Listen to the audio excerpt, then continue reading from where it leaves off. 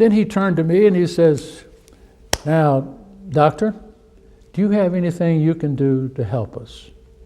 I said, "Frankly, no. But I do know I have a friend who now is studying under the psychologist B.F. Skinner at Harvard, who is interested in a new technique of learning called programmed instruction." And I said, "This technique might have application here. I don't know, but I'll explore it." And he said, "Please do." And he said, if it can be feasible to work, he said, "I'll give it support." So I talked to my friend. In fact, I even went up to Harvard and met Dr. Skinner and conferred with my friend whose name is Tom Gilbert, Dr. Thomas F. Gilbert, and who was a graduate with me from the University of Tennessee. We graduated at the same time with our doctorate in psychology. And it began with Dr. Gilbert, Tom Gilbert, coming down to Alabama to assist me to set up this program. As a matter of fact, he got a teaching position in the Department of Psychology at the University of Alabama, which facilitated our relationship and the setting up of this experimental project. Now, programmed learning at that time, and still is a method of self-instruction that you can give them a lesson, say we had a lesson in basic electricity, and we had one in English grammar, and we had a total about 5 at that time. Those are the only ones commercially available at that point. They were available through other sources? Yes, yes, they were available through other sources. So the field was like altogether new? Yeah, it was very new, and very little was going on except experimentally. And so I went to the warden and I said, "Give me 25 men who can do possibly high school work." And he did. He gave me 27 men. 2 of those men were men he was working with, trying to change them and rehabilitate them with his methods. And that was circumspect for me. I was not sure that they belonged in this experimental group, but they fitted in very well. In fact, they became leaders in this group. So we began with 5 lessons and 27 men in the visiting area of the prison, which is just concrete benches and a concrete chair to sit on, a bench to sit on. It surprised me a great deal that all of them were excited about the lesson. I said, well, I think maybe they're just excited about getting something different because it's monotonous in there. That may be true too, but they're also excited about learning because, as the warden has said, they had failed every major undertaking in life, including crime. They wouldn't be in prison. So here they were, as losers, becoming winners. And this was an exciting experience, not only for me, but for them. I remember the very first lesson that a student completed there. It is in my memory.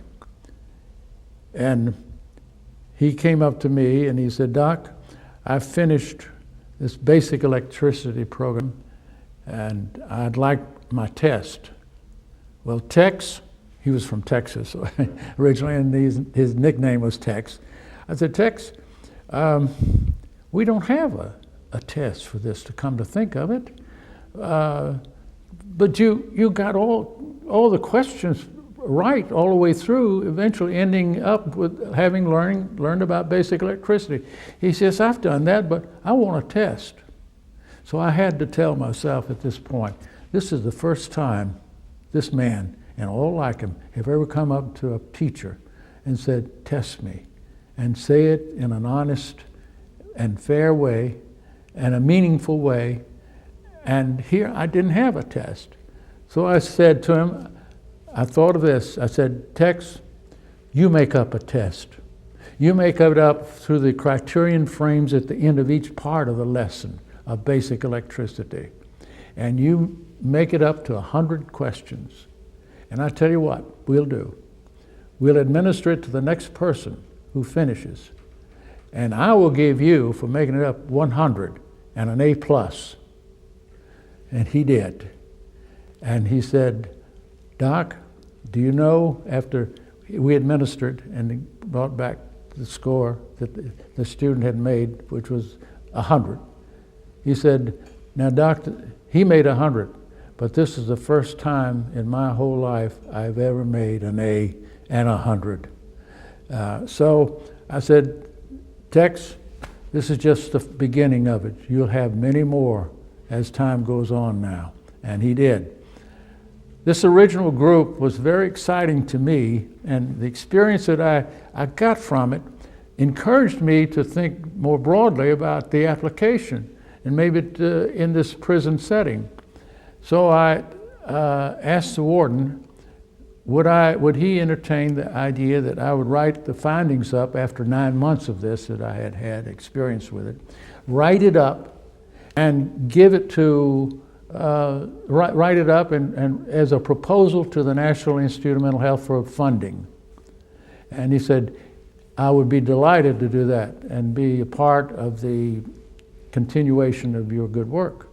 So I wrote it up, sent it off to the National Institute of Mental Health as a proposal, and they funded it for 3 years.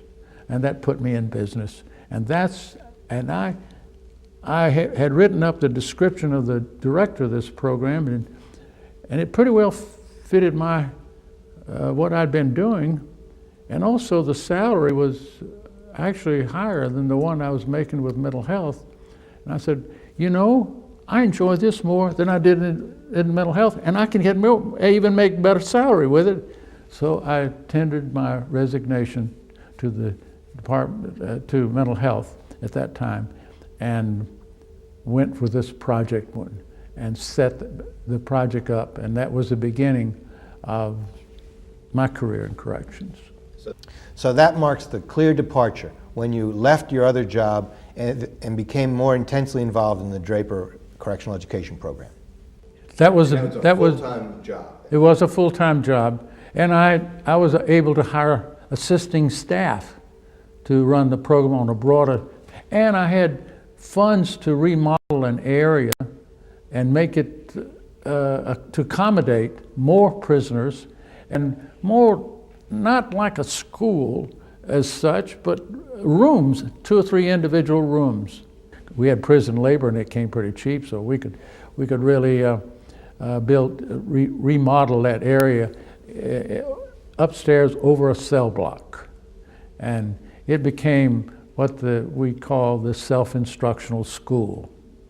We had prisoners referred to us really by the warden, because he was very limited in his resources. He had an assistant warden. He didn't have anyone else, a counselor or something like that. You can't believe it was so barren at that time.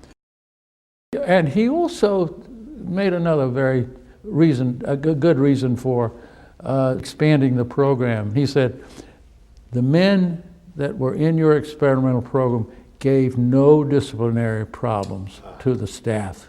And they became model students. They began reading things, and they requested dictionaries. They asked, they wanted a bigger library. They had a small little library, and he said, to accommodate that need, I expanded that library so that they could have the books. And I got volunteers to bring in books and different books, and it created an intellectual culture, if you can believe it, in prison for these men. And then, of course, for our new area upstairs, it became a haven from downstairs where all kinds of activities going on, both legal and illegal. And they would be away from that, and they were felt relaxed, and they were reinforced not only by their learning but by the staff who would give them compliments about achievement, which they'd never had before, of course. It didn't reform the all downstairs, of course, but it created, he said, it created a better and safer institution. So that is the beginning of a longer career at Draper Correctional Center.